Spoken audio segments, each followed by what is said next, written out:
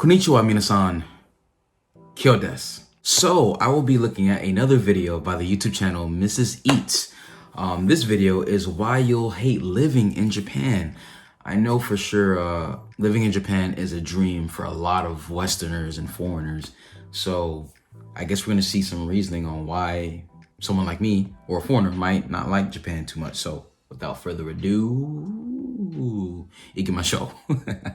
For some of you, moving to Japan would be a dream come true, right? But interestingly, I know so many people from overseas that moved to Japan and hated it.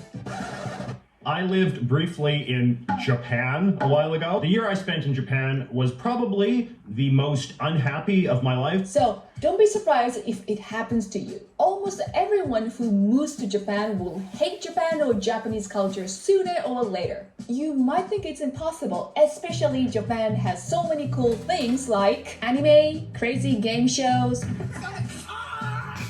and Mr. E's favorite electric baths. Yes, in some public baths in Japan, there are baths that send electric currents into the water. But don't worry, it's totally safe because water doesn't conduct electricity at all. I've known so many people from overseas who moved to Japan and then hate Japan after, living here for months or sometimes years later. They usually come here because they loved video games, Japanese culture, or they just wanted some good old-fashioned Japanese fucking. Check out our new merch if you want some fucking too. But after a while of living here, they become depressed. They hate Japan, and the only thing they want is go back to home.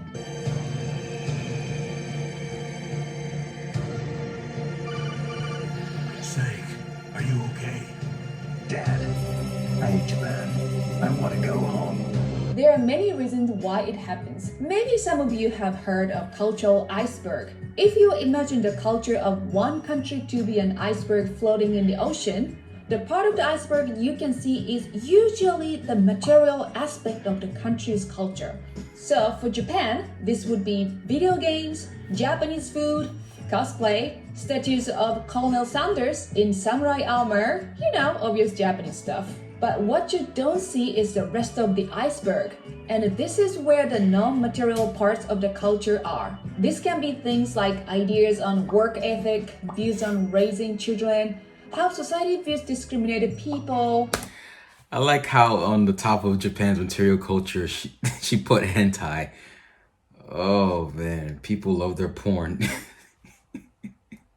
It's usually this part of the cultural iceberg that we all will have problems with when we move to a new country. So, because most of you who are watching this video might be interested in living in Japan or moving to Japan in the future, so I thought it would be a great idea to ask Mr. Eat to talk about his own experience and how he's been dealing with it. Hello everyone, it's Mr. Eats. Now let's say you have this big plan to move to Japan. As you begin to prepare for your move, you start dreaming about all the adventures that you're going to get into. Your happiness level starts to go higher and higher, and then you finally make that trip across the ocean, you get off the plane, and you're standing smack dab in the middle of Tokyo. The sights, the sounds, the smells, the experience is all so overwhelming. Now every single thing that you're doing feels like a grand adventure and your happiness is just going through the roof. Welcome to the honeymoon phase. This is the first of 4 phases of culture shock that you're going to experience. Now for most people, this is the most incredible part about moving to a new country. You're going to love the culture, the language, and the people. Seriously, you could get mugged in a back alley and you'll probably come out of it saying, wow, that was the most polite mugging I've ever had. Now, the amount of time that you spend here in the honeymoon phase and the next 3 phases varies from person to person. Now, when I moved to Japan, I was placed in this really nice little countryside town where I quickly made friends and became a part of the local community. I fell in love with every aspect of that town and the people. Even though I'd never lived in Japan for a long stretch of time, the longest I've been in Japan was a month and 3 weeks. For me, it was a little different. I was still amazed that I made it to Japan. It was very much a culture shock because I couldn't believe I was in the country I always dreamed of being in. But I think for me, in my first trip especially, I'm kind of thankful in a way that when I visited Japan, the 2 times I did, I lived more like a commoner than I did a tourist. So I think for me, some of the realities of Japan really set into me. One of the things was that when I was alone, I felt very lonely, like an unhealthy amount of loneliness, especially when I was in Tokyo or Kyoto, like the big cities. Like it just felt empty inside. Like, I mean, you can say this for any major city, but I also felt like most of the major cities are like, there are a lot of glitz and glamour, but no substance, in my opinion. And if you live in Tokyo or one of the big cities, don't get offended, but I think for me, I think my initial like amazement phase or honeymoon phase ran out very quickly. And I think also that's because of the type of trip I've had. My second time going to Japan, I didn't really do much. But I spent a lot of time living like a local or just a regular person. So for me, the glitz and glamour of Japan really ended pretty early for me. Although I will say, and many people will say as well, I haven't really lived in Japan a long time to really get the grasp of everything. But I think for me, just being the short amount of time I was there, I kind of got out the honeymoon phase very quickly. People around me. Heck, I even love my job as an English teacher there. I found so much joy and happiness there that by the ripe old age of 28, I was considering my retirement there. But all of that came crashing down after I met Mrs. Eats. What? No, I... Welcome to the living room floor where we will be spending the rest of our night tonight. Now, what I wanted to say was that meeting Mrs. Eats was the best thing that could have ever happened in my life. But it was all of the other circumstances that followed that led me to a really, really dark place in life. The second phase of culture shock, the frustration phase. Now, once you hit the peak of happiness during the honeymoon phase, you'll start to get used to the new world around you. And your happiness will actually begin to decline pretty quickly. The things you found most exciting have now become very, very normal to you. And the things that you didn't mind too much actually become annoying or even frustrating. But the frustration phase goes much, much deeper than that. This is a point where depression, resentment, and anger really can start to set in. And yes, even though I love Japan now, there was a point in time where I really hated it and I wanted to go back home. Dad. So as my relationship with Mrs. Eats got deeper and deeper and we got closer and closer, I decided to leave that small town that I love so much to the big city of Osaka. There were a lot of factors that made daily living just incredibly difficult. The first was dealing with an actual Japanese-style commute. Now, in my old town, I lived about a 5-minute bike ride away from school, so I never had to get on a train or a bus. But here in Osaka, I had to get on some of the most crowded trains and subways. Not only that, but my school was 2.5 hours away. So I was up at 5:30 to get to school by 8, and it was a nightmare. After the 2.5-hour journey, I was rewarded not by friendly, smiling faces, but by... Unless I was a cool, young, handsome boy like one of these members from the band Kiss My Foot 2, I wasn't gonna get these kids interested at all. And yes, their name is in fact Kiss My Foot 2. So every day became this nightmare of getting on packed trains, lecturing in front of disinterested students, and me just putting on this face like everything was okay. Job dissatisfaction is one of the biggest reasons why you will hate Japan, and it's one that I've heard from my fellow expats over the years. You'll most likely find yourself working as an English teacher at some point in your life in Japan. And while I did love teaching at the school that I was at in my small town, it really wasn't the case for my school in the bigger city of Osaka. And to add insult to injury, there is a glass ceiling when it comes to your actual salary. You'll quickly find that for most teaching jobs here in Japan, you're gonna hit the max of the salary, which is around 20 to 25K annually. And in a lot of cases, this wage will almost never rise. Now, you could earn more money if you started teaching at a university or at a wealthy private school, but you're gonna be doing 2 to 3 times more work for that amount of pay. Now, while you're young and single, 25K isn't actually that bad. But once you start to settle down and you wanna have kids, that 25K is not enough at all. And I haven't even mentioned mention that it's pretty common for Japanese women to quit their jobs after the child is born. So if you are a man and you are only earning 25K from your teaching job, you're gonna have to pick up a lot of part-time jobs in addition to your full-time job just to make ends meet. And trust me, it is insanely common how many of my expat teacher friends have part-time jobs on the side while they're still teaching full-time jobs. And here's another reason that you're gonna hate living in Japan. The differences in work culture and relationships at the office. Going back to our cultural iceberg, this is the stuff below the water. Things like office politics, relationships with your coworkers, the expectations that they have on you at work, and so many other different factors that are very, very different from what you're used to back home. Japanese societal hierarchy also plays a huge role in the workplace, and it's really important for you to be not only respectful, but be willing to go above and beyond for your superiors at work. And of course, workplace bullying does exist in Japan, so if you ever find yourself being treated unfairly, don't be surprised if you're told to just gaman, do your best through this whole situation. Loneliness and feeling isolated is another really big thing that you're going to hate in Japan. Now, most people move out of that honeymoon phase way quicker than they can actually establish a good, solid friend group. And I'm not just talking about occasional acquaintances that you see from time to time and you don't mind chatting to every now and then. I'm talking about people that you can really trust. Friends that not only share the same interests and culture as you, but friends who you can really open yourself up to.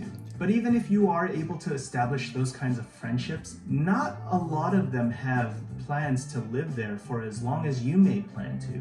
So it may be entirely possible that your new best friend was already planning to move to Thailand 6 months after you got here. And it just becomes tired to go through the same motions over and over and over, rebuilding a friendship, only to see that person eventually leave. So as the stress piles up and the loneliness sets in, this is when you really start to hit the lows of culture shock. And this is a bad place to be in because you just become so bitter and angry and blaming Japan and the country when in many cases, the country and the culture of Japan have nothing to do with whatever you're angry at. But thankfully, there is a light at the end of the tunnel, and it's called the adjustment phase.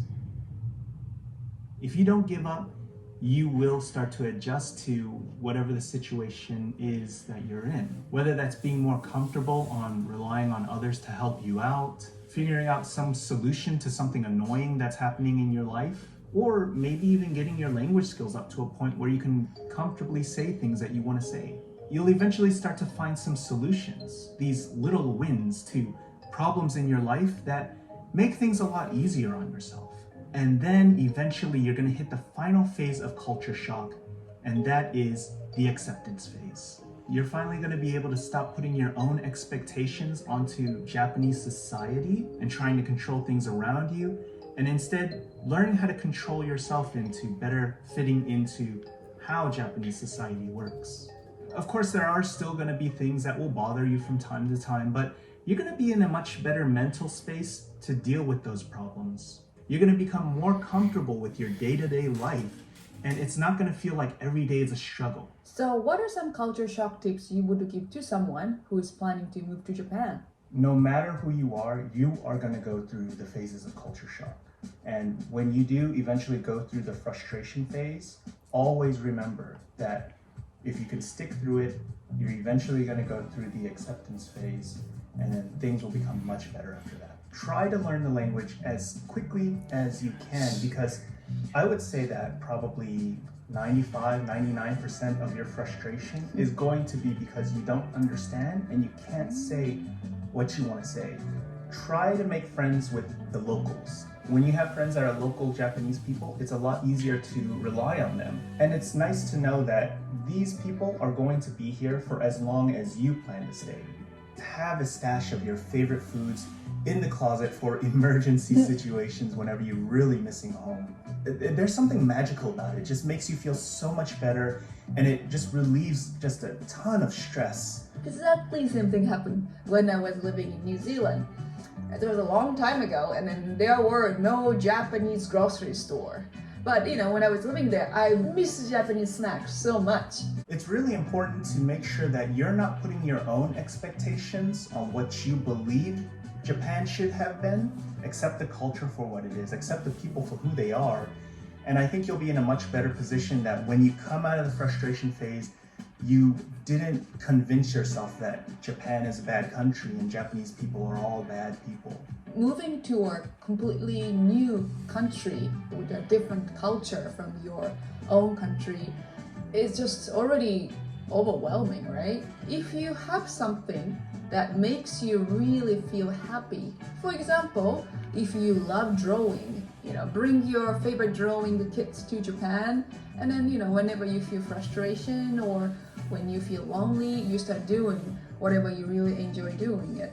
If you are not happy, make yourself happy first. Then you can challenge. So you can recharge and then try again. So we talked a lot about the ups and downs of living in Japan, and everybody is going to go through them.